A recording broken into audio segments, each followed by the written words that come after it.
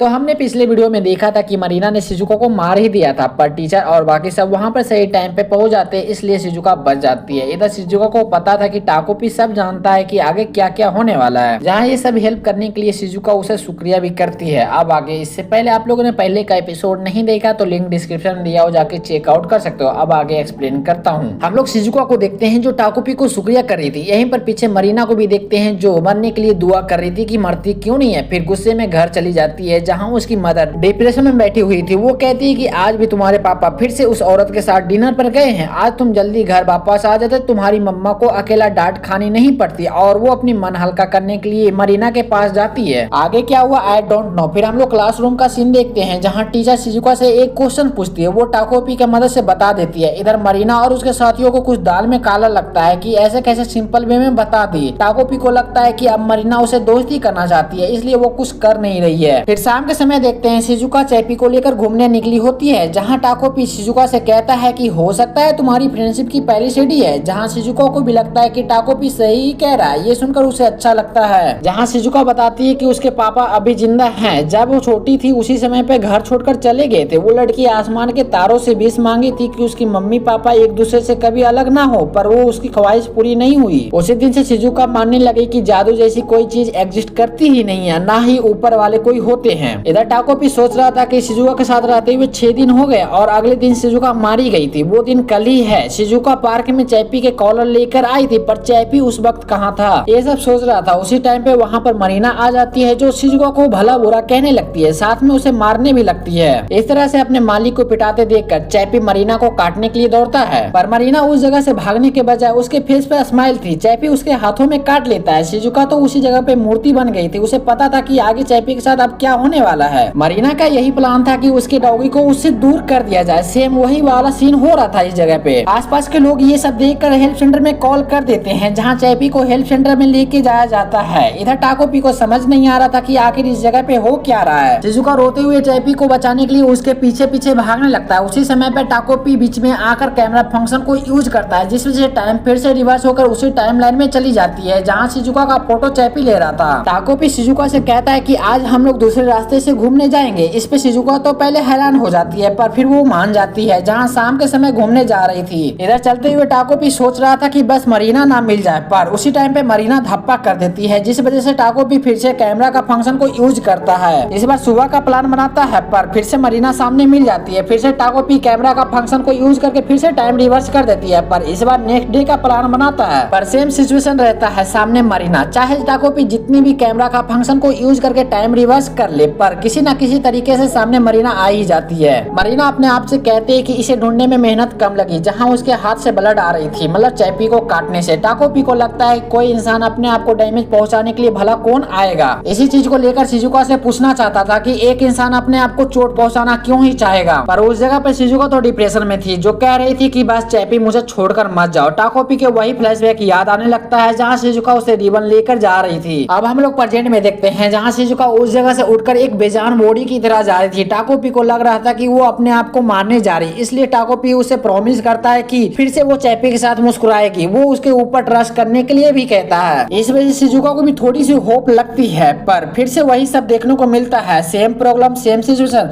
कुछ भी बदलती नहीं है। जहाँ शिजुका को हेल्थ सेंटर में बैठे हुए देखते हैं, उसके बगल में उसकी मम्मा भी थी, जो कहती है कि चैपी अब तुम्हारे पापा के पास जा रहा है। उसकी मदर शिजुका का प्रॉब्लम भी जानने की कोशिश भी नहीं करती। उसे कहती है कि मरीना के मदर से अप्लाइज मांग लेगी, मरीना को ज्यादा सीरियस चोट नहीं लगी, ये कहकर अपने कस्टमर के साथ चली जाती है। इधर टाकोपी टाइम रिवर्स करके भी कुछ नहीं कर पा रहा था। वही सब फिर से शिजुका के साथ हो रही थी, जहाँ सामने मरीना आ जा रही थी। टाकोपी उसे खुश करने का ट्राई करता है, पर उसका कोई भी फायदा उसे नहीं मिलता। अगले दिन स्कूल का सीन देखते हैं, जहाँ सब लोग उसे बहुत ही अलग नजर से देख रहे थे। तभी साइड में से मरीना निकल कर कहती है कि तुम्हारी हिम्मत कैसे हुई स्कूल आने की। पर शिजुका तो अलग ही दुनिया में होती है, उसे पता नहीं होता कि सामने कौन खड़ा होकर क्या बोल रहा है। क्लासरूम से टीचर जाते ही मरीना और उसके बाकी फ्रेंड जो हेमुलेट करने लगती है उसे। साइड में खड़ा लड़का ये सब देख रहा था, उससे फिर कंट्रोल नहीं होता, जो जाकर कहता है मरीना तुम्हें म्यूजिक क्लास के लिए जाना चाहिए क्योंकि लेट हो रहे। ये सुनकर मरीना और उसके साथियों वहाँ से चले जाते हैं। ये लड़का शिजुका को कहीं न कहीं लाइक करता था। हालांकि वो लड़का शिजुका से बात करने की कोशिश करता है, पर शिजुका कोई भी रिस्पॉन्स बिना दिए चली जाती है। अब स्कूल में छुट्टी हो गई थी, शिजुका अपना घर जा रही थी, पर उसका मन कहीं और ही था। टाकोपी उसे खुश करने की कोशिश करता है, पर उसका कोई भी फायदा नहीं होता। उसी समय सामने मरीना आ जाती है पर शिजुका कोई भी रिस्पॉन्स नहीं देता। मरीना कहती है कि चलो हम दोनों कहीं चलकर बात करते हैं, इस पे भी उसका कोई भी रिस्पॉन्स नहीं आता। मरीना को लगता है कि शिजुका उसे इग्नोर कर रही है, इसलिए उसके पास जाकर कहता है कि चैपी के बारे में बात करनी है। चैपी का नाम सुनकर शिजुका उसके पीछे पीछे जाने लगता है। इधर टाकोपी को डर लग रहा था कि मरीना उसे कुछ कर ना दे। फिर उसके दिमाग में ख्याल आता है कहीं वो लड़की उससे दोस्ती करनी तो नहीं चाहती, इसलिए उसे साइड में लेके जा रही है। ये सब सोचते हुए उसके पीछे पीछे जाने लगता है। यहाँ पर मरीना का एक फ्लैशबैक देखते हैं जहाँ उसके पापा अपने काम पे जाने के लिए जिद कर रहे थे पर उसकी मम्मी जाने नहीं दे रही थी। उसे पता था कि शिजुका की मम्मी के साथ जाने वाली है डिनर पे, इसलिए वहाँ पर डिप्रेस हो जाते हैं। अब प्रेजेंट में देखते हैं जहाँ शिजुका उसके पीछे पीछे जा रही थी तभी मरीना उसे बैग फेंक कर मारती है, फिर उसे पैरों से मारने लगती है। वो कहती है कि वो गंदा कुत्ता मर चुका है पर शिजुका मारने के लिए तैयार ही नहीं थी। वो लड़की गुस्से में मारते हुए कहती है कि ना तुम्हारे साथ तुम्हारे मम्मी है, ना तुम्हारे पापा है, ना तुम्हारे कोई दोस्त है। नाली का कुत्ता था वो भी मर चुका है, अब तुम्हें भी मर जाना चाहिए। ये सुनकर टाकोपी को यहाँ पर डर लग रहा था। इधर मरीना उसे मारे ही जा रही थी, साथ में कह रही थी क्या तुम्हें पता है तुम्हारा खर्च कहाँ से आता है? वो मेरे पापा के वॉलेट से आती है। जो तुम कपड़े पहनती हो, जो तुम खाना खाती हो, वो सब मेरे पापा के वॉलेट से आता है। जो तुम्हारी माँ अलग अलग मर्दों से निचोड़ती है। ये सब कहते हुए उसे मारे ही जा रही थी। उसके ऊपर जरा सा भी रहम नहीं आ रही थी कि इस जगह पे शिजुका मारी जाएगी। वो अपना गुस्सा अपना भड़ास उसके ऊपर उतारे जा रही थी। इधर टाकोपी कैमरा को यूज करने के लिए तैयार था। वो सोचने लगता है कि शिजुका का एक ही सहारा था, उसका वो चैपी था। एक टाइम पे शिजुका ने कही थी कि उसे कुछ हुआ तो वो अपने आप को संभाल लेगी पर चैपी को कुछ हुआ तो वो अपने आप को संभाल नहीं सकती। टाकोपी को लगता है कि इस जगह पे वो चुप रहा तो फिर से शिजुका को खो देगा। वो ऐसे दोस्त को खोना नहीं चाहता था। ये सब सोचते हुए मरीना के सर पे वो कैमरा मार देता है, जिस वजह से वो लड़की उसी जगह पे गिर जाती है। टाकोपी उसे उठाने की कोशिश करता है पर मरीना उस जगह पे नहीं उठती। यहाँ पर टाकोपी कैमरा को यूज करता है पर वो खराब हो चुका था। अब इधर शिजुका को देखते हैं जो ये सब देखकर टाकोपी को एक होप की नजर से देखने लगता है। शिजुका का एक विश था कि इस दुनिया में मरीना होती ही नहीं, वो फिर से स्कूल से नफरत नहीं करती। मरीना के मरने के बाद जो खुशी शिजुका को मिल रही थी ये देखकर टाकोपी यहाँ पर सब कुछ भूल जाता है कि उसने मरीना को भी मार दिया है। शिजुका को ये सब एक जादू की तरह लग रहा था। अब उसके लाइफ पे मरीना जैसी कोई भी लड़की नहीं है। शिजुका उसे थैंक यू करता है मरीना को मारने के लिए। इधर टाकोपी के दिमाग में चल रहा था कि शिजुका उसे देखकर मुस्कुराई। फिर शिजुका और टाकोपी यहाँ से चला जाता है। अब टाकोपी फिर से शुरू नहीं कर सकता था क्योंकि उसका कैमरा टूट चुका था और यहाँ से रियल स्टोरी शुरू होती है विदाउट मरीना।